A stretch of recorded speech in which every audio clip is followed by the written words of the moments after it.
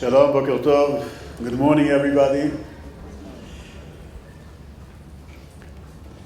It's a great pleasure being here again. I think it was last time 2 years ago, something like that. And I feel honored to talk to the people who are doing a great job all over the world for a very simple issue.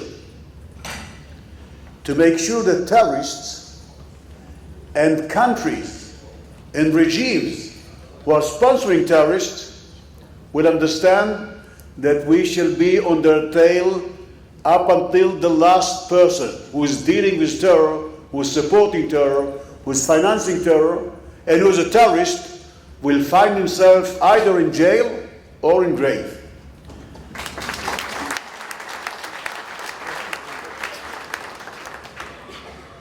And I know that Shurat HaDin is a bit limited because the way that you are fighting is in courts mainly. And at the end of the day, you have no terrorists killed yet. And I don't remember that I found any terrorist who got a heart attack. It's very simple. They don't have hearts.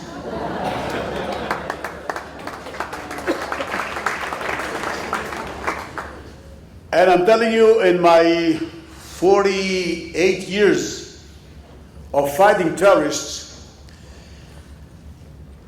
I've seen so many terrorists that surprised me. But when we moved forward to the era of the suicide bombers, in Israel it started only in 1993. I remember suicide bombers in Lebanon when I was there in 1983. But in 1993, it started in Israel. And I'm telling you, it's something devastating. More than rockets, more than anything else.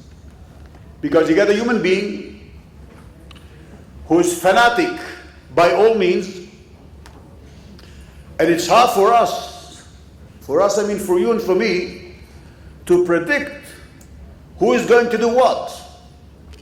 And up until he is ready to sacrifice himself in order to kill innocent people, whether in a plane, or in a restaurant, or in a bus, or just running towards a group of Israelis. And for me to be surprised with terrorists is a surprise by itself.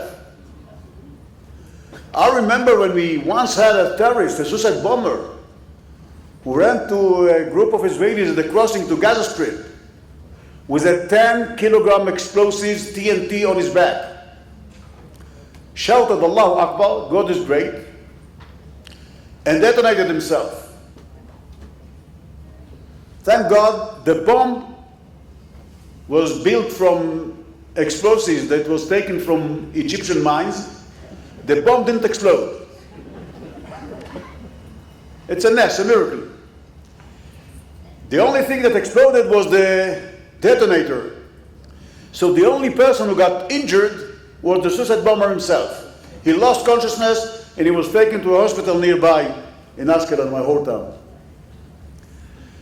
And we sent an interrogator to question him the minute he opened his eyes. After 3 hours, he opened his eyes and he saw someone is staring above him, looking straight in his eyes, and asked him, Mahmoud, the name of the terrorist, do you know where you are? He looked at him and said, definitely, in heaven. He told them, Mahmoud, la heaven wala battikh, it's not heaven. You are in hospital, both start with an H, but it's definitely not heaven. And he couldn't convince him it's not heaven. After a few minutes, he said, all right, Mahmoud, let's start from the beginning. Who am I? He looked at the interrogator and straight in his face said, you are a bloody Jew. The interrogator was experienced enough to bite his lips And he said, "You are right, I'm Jewish. But tell me, Mahmoud, are there Jewish people in heaven?" He said, "Hey, wait a minute, you are right. No Jews in heaven, so I must be in hospital." And he started to pour information. It's a real story that I'm telling you, if I would have seen it in a movie, I would say, well, Spielberg was creative quite well. When we are fighting terrorists, in some cases I've met people, including from the high-ranking officers in the military or in Shin Bet. And here is sitting with us member of Knesset, Uzi Dayan, a former lieutenant general in the military and deputy of the chief of staff and the NSC of Israel. And I'm telling you, I remember when we were about to detain terrorists or to kill them if it was too risky to detain them, I heard in my ears, they said, well, the terrorist is equipped with a Kalashnikov rifle or with an M16 rifle. Why should we go with a sophisticated bomb or a tank that should sniper into the houses sitting in or whatever? Because sometimes when armies, when countries are fighting terrorists, they have a kind of a way of thinking of fair play.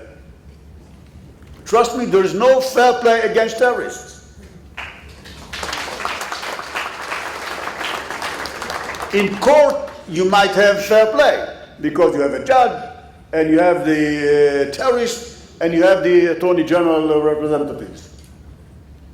But in real life, terrorists will use literally everything. In terrorists' eyes, it's a game of catch as you can catch.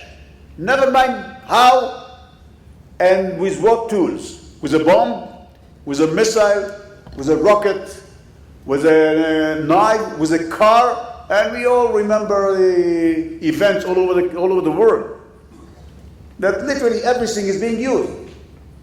Chemical items, biological items, bombs, you name it. Planes, who is being used as a huge bomb, and we've seen it at the September 11. So when you come to fight against terrorists, forget about fair play. In my eyes, it's okay if you use an F-16 combat jet against a fakakta terrorist with an M16 rifle.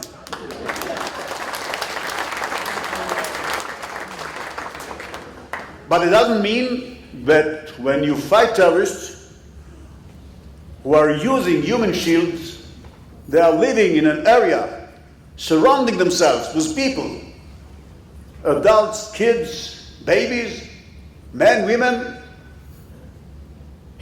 to make sure, because they know that we, Western countries, we are not attacking innocent people.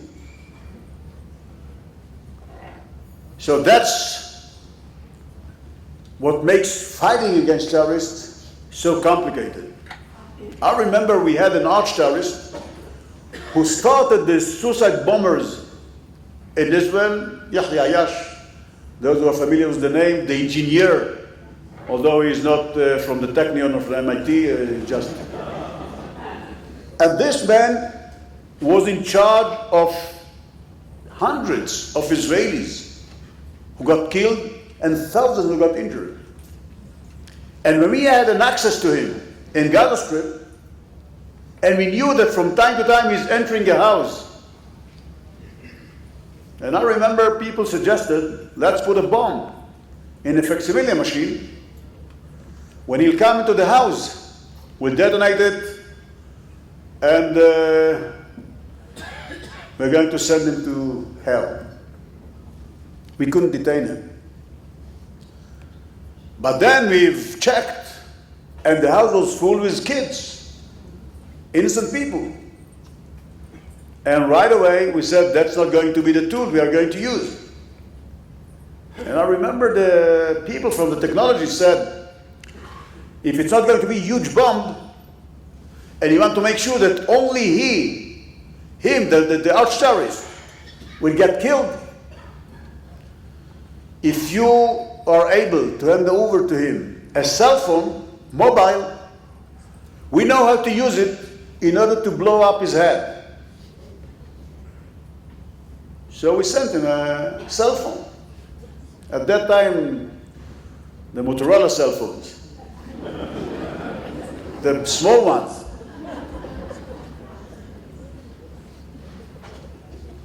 But I remember just a day before we handed over the cell phone to someone, who handed it to someone, who handed it to the arch terrorist, we've got the legal advisors. And you know them. In a meeting with the head of Shin Bet at that time, they told him, Mr. Head of Shin Bet, to your knowledge, Avi Dichter brought his idea, and he arranged everything, but you as the head of Shin Bet must know something. And I started to think, who is going to get the second cell phone? Who's the phone? And the legal advisor said, you have to know that if Motorola, after this cell phone is going to blow up, if Motorola will suffer a decrease in the number of cells, they're going to indict you in court. It's going to cost you billions of dollars, more than the whole organization's budget.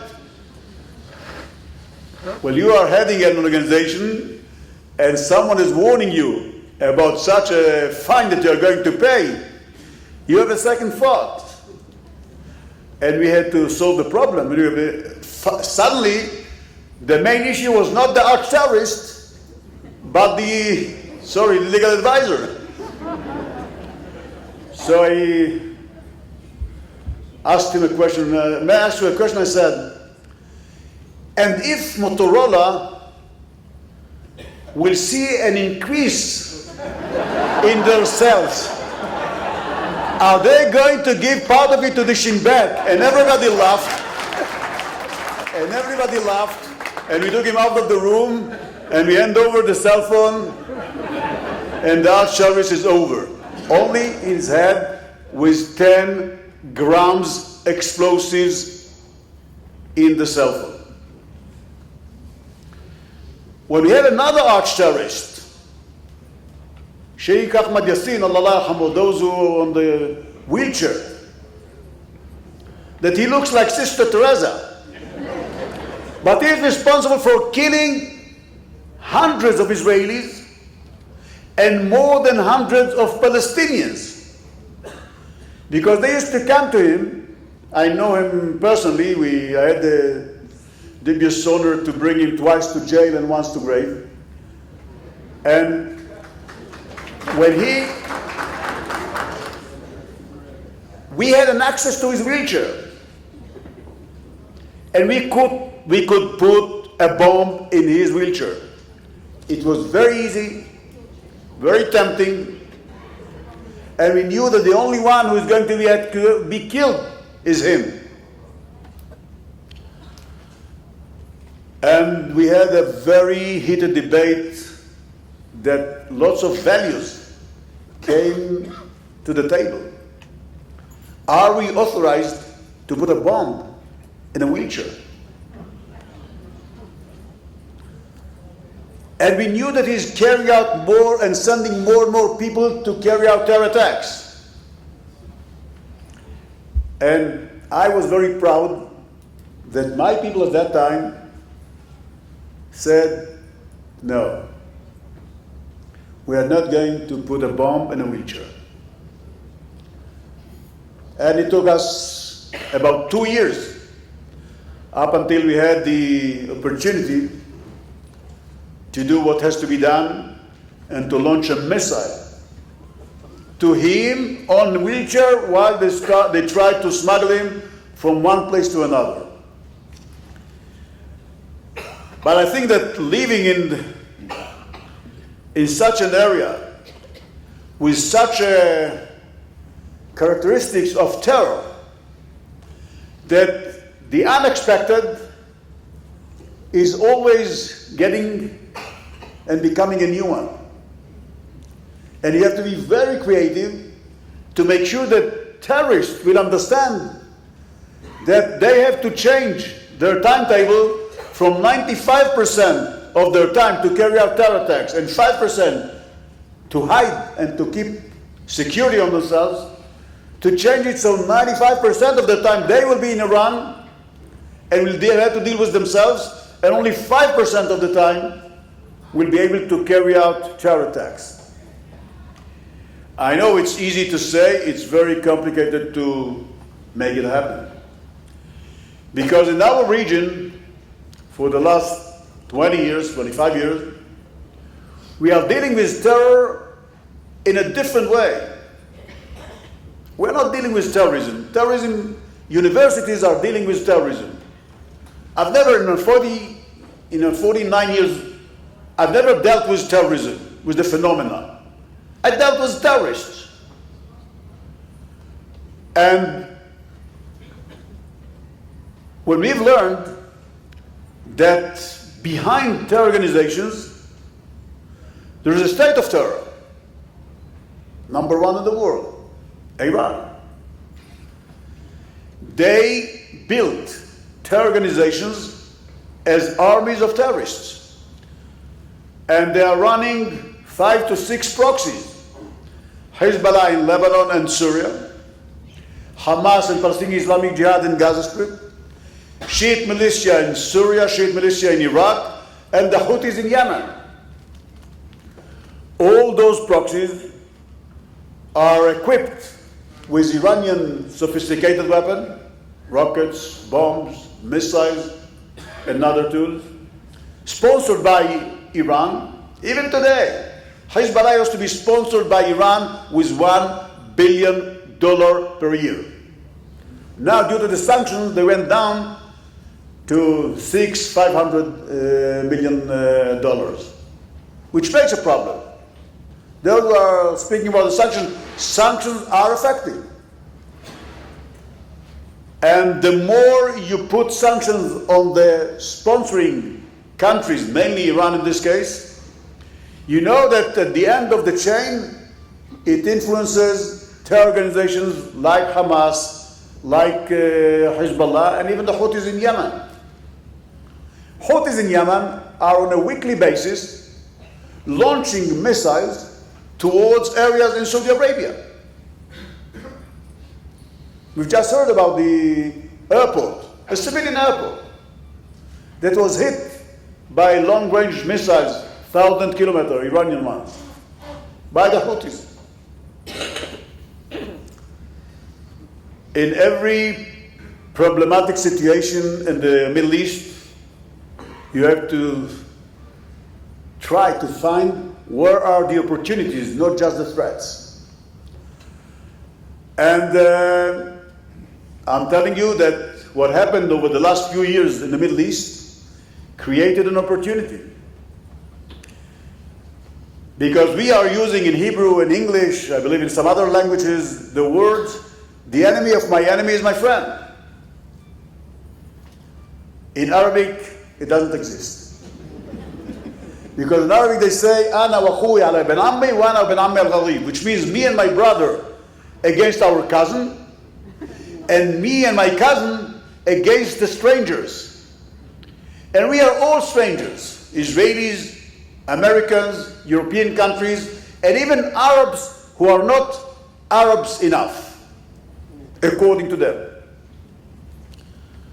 So it really lasted for many years that among Arabs, we couldn't see the enemy of my enemy. Finally, during the last few years, we find it even in Arabic. Saudi Arabia, Oman, Abu Dhabi, Dubai, Gulf countries have learned that the real enemy is not Israel.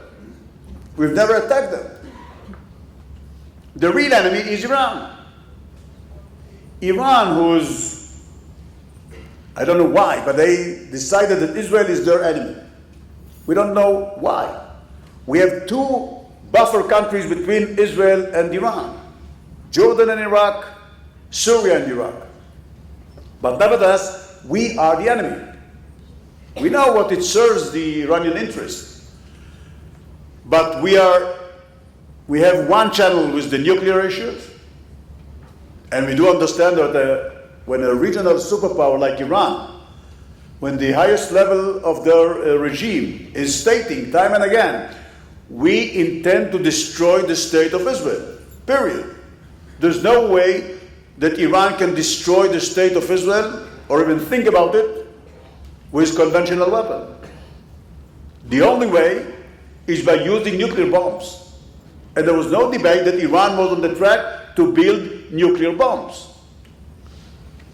The deal put it off for 10 years. It didn't cancel it. Let alone it didn't harm anything of the long-range missiles that Iran built. That today they reach a distance of more than 2,000 kilometers, which is farther than the distance between Israel and Iran. So Egypt understands, Saudi Arabia understands, that Iran has farther targets than Israel.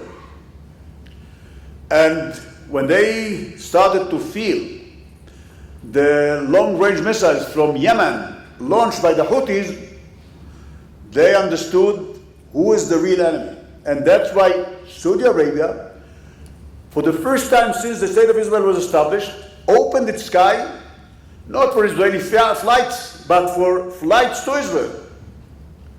For the first time you can fly from India above Saudi Arabia to Tel Aviv and back. Many Israelis are going to the Gulf countries, Saudi Arabia, Abu Dhabi, Dubai, with Israeli passports. I know it's mainly under the table, but at the Middle East you have to learn to live with other countries and keep your relations and ties under the table. But it's okay, it's the Middle East. We have time. We've been here 3,500 years ago, and we still have thousands of years ahead of us.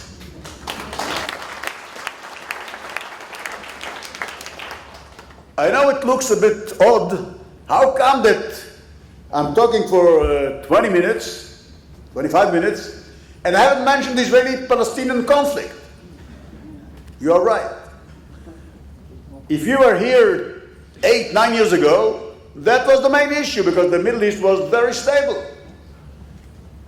Who believed that Hosni Mubarak, the Egyptian leader, will be toppled? Who believed that Muammar Gaddafi will be toppled and killed in the streets, sorry, like a dog? Who believed that Bashar al-Assad will be almost toppled by the rebels, unless Iran, and without Russia, he wouldn't survive. The Palestinian issue is something that I must admit, when you have a regime that sees terror as a tool in its toolbox, who sees terrorists as their ambassadors. And I know we hear from time to time that there is a strong cooperation and partnership between the Palestinian Authority and Israel.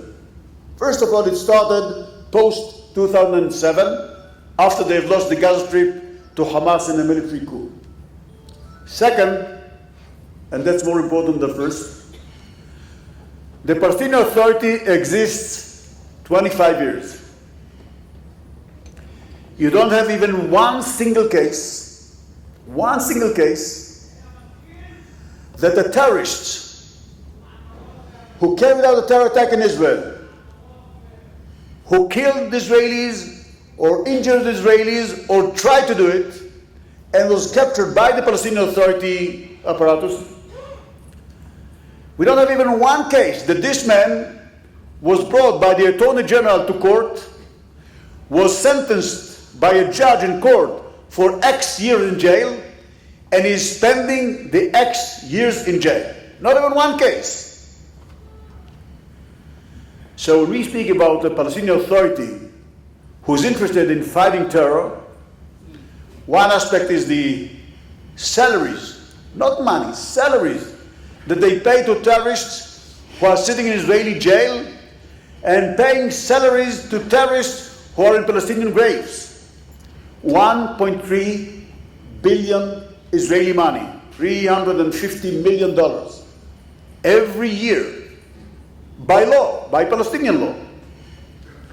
So I know that Gilad Ardan, Minister of Homeland Security, elaborated on it.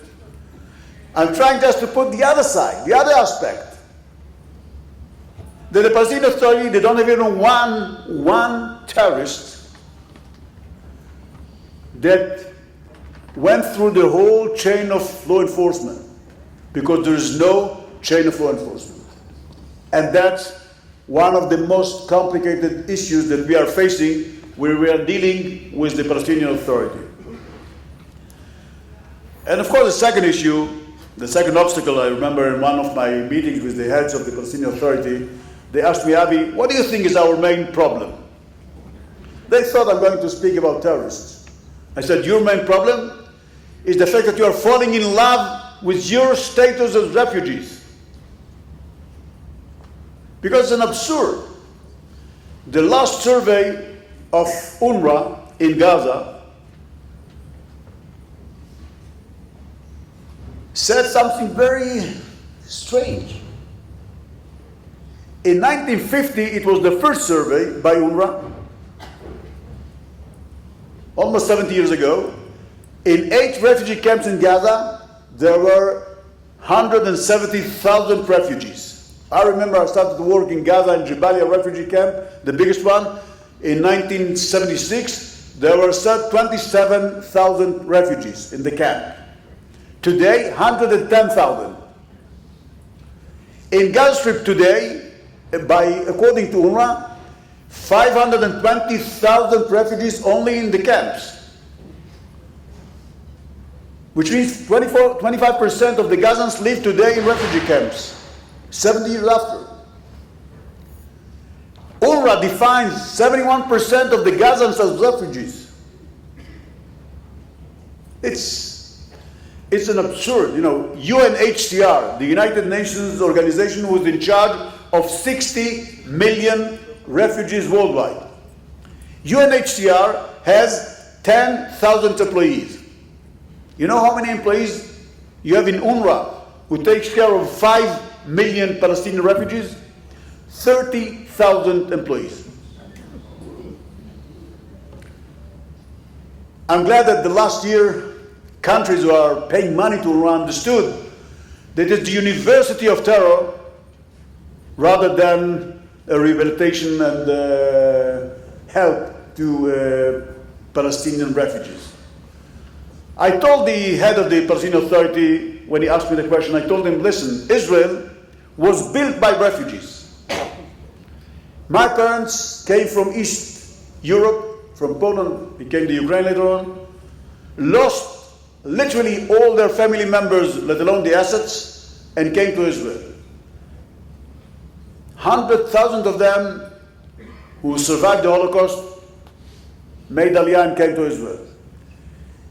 Jewish people who came from Morocco, from Tunisia, from North Africa, from Egypt, Yemen, Iran, Iraq, Syria, left literally everything behind.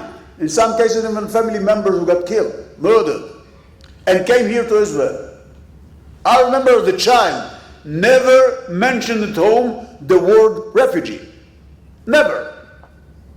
Because a refugee is not just a status, it's a state of mind. And I told him, what you are trying to do is to invent a physical phenomenon, to go forward and to look backward. Try to do it, you'll fall time and again. So he's thinking about it. I know that Gaza Strip bothers all of us. Me especially, I'm living next to Gaza Strip in Ashkelon. I got just the last round of the rockets from Gaza. One rocket came to visit my home and destroyed some glasses. and some shrapnels penetrated the house. And I married a Polish woman. I mean, her parents were Polish, like my parents. And she was not at home when I told her a shrapnel penetrated our bedroom and landed 1 meter from the bed. I thought she's going to be shocked. But no, she looked at me and said, "Which side of the bed?"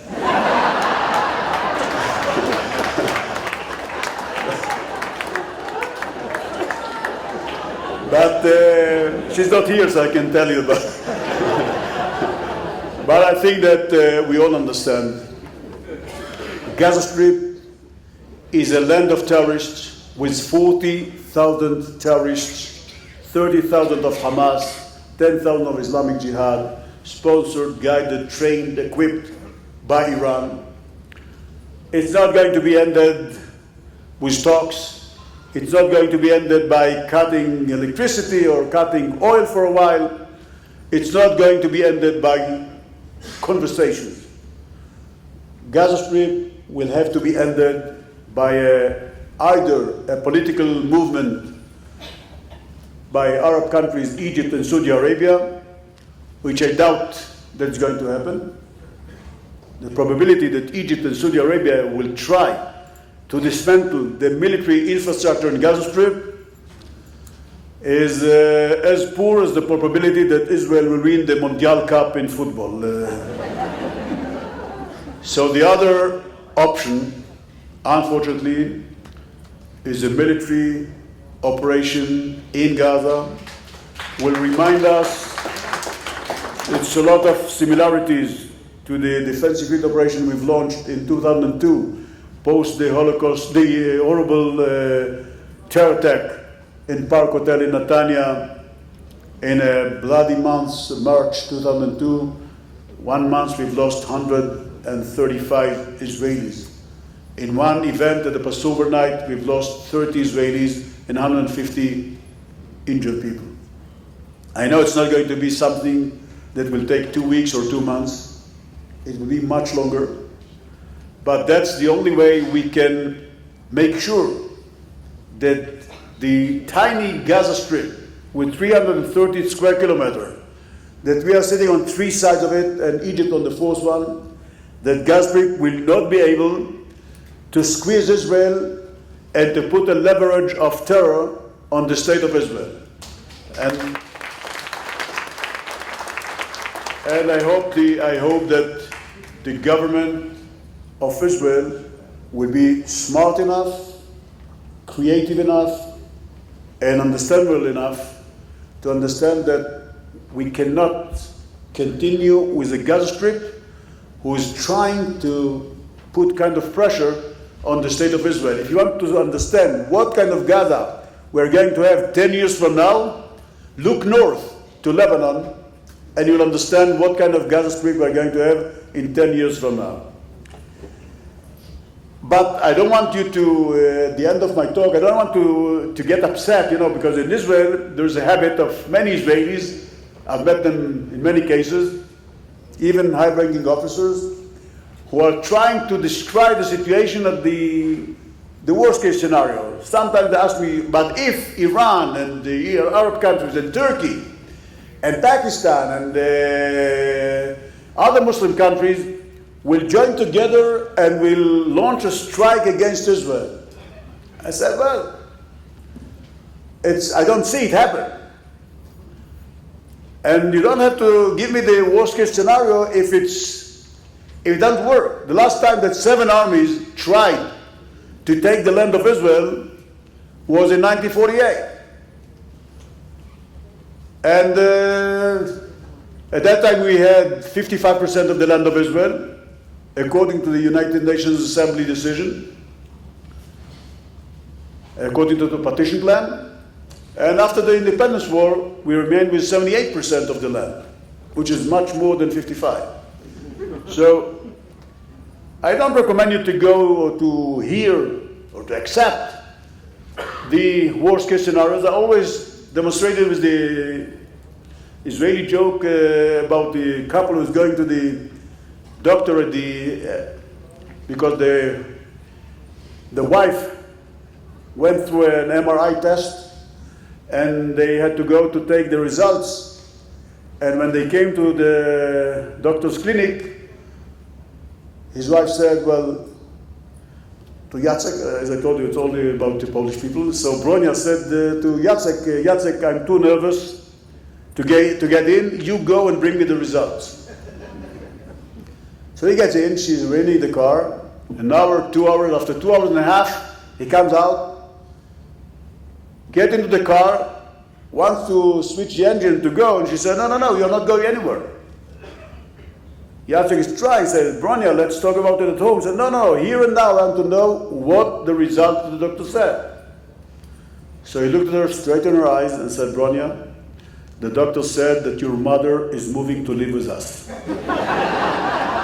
I said, what do you mean? He doesn't know my mother. I said, I don't know. He said we have to be prepared for the worst case scenario. So be more optimistic, and remember, in our region, an optimistic person is a pessimistic with experience. I have experience. Thank you very much.